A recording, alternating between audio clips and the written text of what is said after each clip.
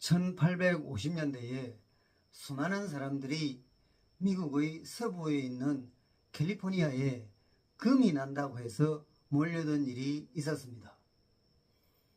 골드러시라고 부르게 됐죠. 금은 곧 돈입니다. 그래서 예나 지금이나 사람들은 금이 있는 곳, 즉 돈이 있는 곳으로 몰리게 되어 있습니다. 그 말은 곧 돈이 사람들을 끌어당기고 돈이 사람들의 중심에 있다는 뜻이 됩니다. 그 결과로 돈이 사람을 부리고 돈이 사람을 움직이게 되는 것입니다.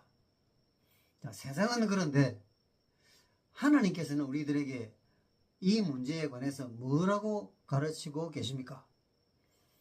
우리는 하나님께서 뭐라고 말씀하시는지 그 음성을 들어야 되고 그 말씀을 따라야 되는 것입니다.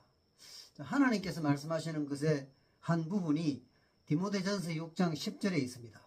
이렇게 말씀이 되어 있습니다. 돈을 사랑함이, 즉 금을 사랑함이 일만 악의 뿌리가 되나니 라고 말씀하고 계십니다. 일만 악이란 모든 악을 말하는 거죠. 5만 가지의 악이 다 돈 때문에 생기는 것입니다. 돈 때문에 싸우고 죽이고 빼앗고 해치고 이런 일들이 지금도 계속해서 어딘가에서 일어나고 있는 것입니다. 그런데 여기서 우리가 구별해야 될 것이 있습니다. 돈이 악이 아니라 돈을 사랑하는 것이 악입니다. 돈에 집중하고 돈을 중심으로 삼는 것이 악이라는 것입니다.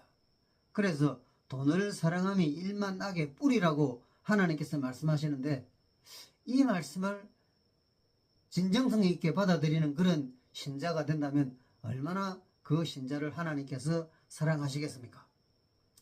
자, 그래서 돈은 가만히 있는데 사람들이 돈을 자꾸 좋아하고 돈을 사랑하다 보니까 돈이 사람들의 중심으로 들어와서 그래서 자리를 잡아버리게 된 건데, 지금은 그 상태가 갈수록 악화되고 있죠. 그래서 돈을 사랑하면 일만하게 뿌리라고 하나님께서는 여전히 말씀하고 계시는데, 오늘도 돈사랑은 계속됩니다. 이 불편한 위험스러운 진실에 대해서 교회나 신자는 별로 목소리를 내지 않습니다. 왜냐하면 내고 싶지 않기 때문입니다. 돈 이야기하는 것이 불편하고 어색하게 되어버렸습니다. 돈이 중심이 되고 돈의 무게에 이끌리는 그런 현실이 이미 되어버렸기 때문입니다. 그런데 그렇게 되면 어떻게 됩니까? 디모데전서 6장 10절 그 뒷부분에 보면 이것을 탐내는 자들은 미혹을 받아 믿음에서 떠나 많은 근심으로 자기를 찔렀다고 되어 있습니다. 자, 여기서 가장 충격적인 것은 돈을 사랑하게 되면 믿음을 떠나게 되는 것입니다. 주님께서 그렇게 말씀하셨지 않습니까? 하나님과 재물을 겸하여 섬기지 못한다고. 돈을 사랑하는 사람이 하나님을 사랑하지 않습니다. 형식적으로 교회에 나와 있고 찬송도 부르고 예배도 드리지만 그건 거짓말입니다. 진실이 아닌 것입니다. 돈을 사랑하거나 하나님을 사랑하거나 둘 중에 하나인 것입니다. 그래서 이 진실을, 불편한 진실을 자꾸 침묵하고 있는데, 이것은 정말 비겁하고 또 잘못된 그런 처신이 되는 것입니다. 자, 그러면서 디모데전서 6장 10절 뒷부분에 보면 이것을 탐내는 자들은 미혹을 받아 믿음에서 떠나 많은 근심으로 자기를 찔렀도다, 이렇게 되어 있습니다. 그러니까 믿음에 그 손해가 나는데 그것이 믿음만 버리는 것이 아니라 자기를 찌르는 것입니다. 그러니까 자해하는 행위가 뭐냐? 돈을 사랑하는 것입니다. 돈을 사랑하는 것이 자기 자신을 해치는 것이라는 것입니다. 돈과 믿음을 맞바꾸는 것이죠. 그런데 지금은 거기서 더 나갑니다. 더 악화된다는 거죠. 뭐냐? 심지어 돈이 중심에 자리 잡게 되면 하나님도 자신의 욕심을 채우는 도구가 됩니다. 신앙도 자신의 욕심을 채우는 도구가 됩니다. 그 사실을 디모데전서 6장 5절에서 말씀하고 있습니다. 경건을 이익에 방도로 생각하는 자들이 있습니다. 경건은 곧 신앙이죠. 신앙이 이익의 방도, 즉 이익을 얻는 수단이 되는 것입니다. 수단이 아닌데 사람들이 그렇게 이제 사용하는 거죠. 그래서 예수 믿으면 부자가 되고, 예수 믿으면 건강하고, 예수 믿으면 합격하고, 예수 믿으면 성공하는, 오늘날의 교회 수많은 기도들이 무엇입니까? 예수님께서 잘 되게 해주시고, 예수님께서 돈 많이 벌게 해주시고, 예수님께서 성공하게 해주시고. 성경 어디에도 그런 것은 없습니다. 근데 사람들이 만들어냈죠. 그것이 뭐냐? 경건을 이익의 방도로 생각하는 자들이 오늘날에 많이 늘려 있다는 것을 우리가 참 무섭게 받아들여야 되는 것입니다. 자, 그렇다면 하나님께서 우리들에게 이런 사람이 되라고 말씀하시는데 어떤 사람이 되어야 됩니까? 우리가 세상에 아무것도 가지고 온 것이 없음에 또한 아무것도 가지고 가지 못하리니, 디모데전서 6장 7절로 9절에 있는 말씀입니다.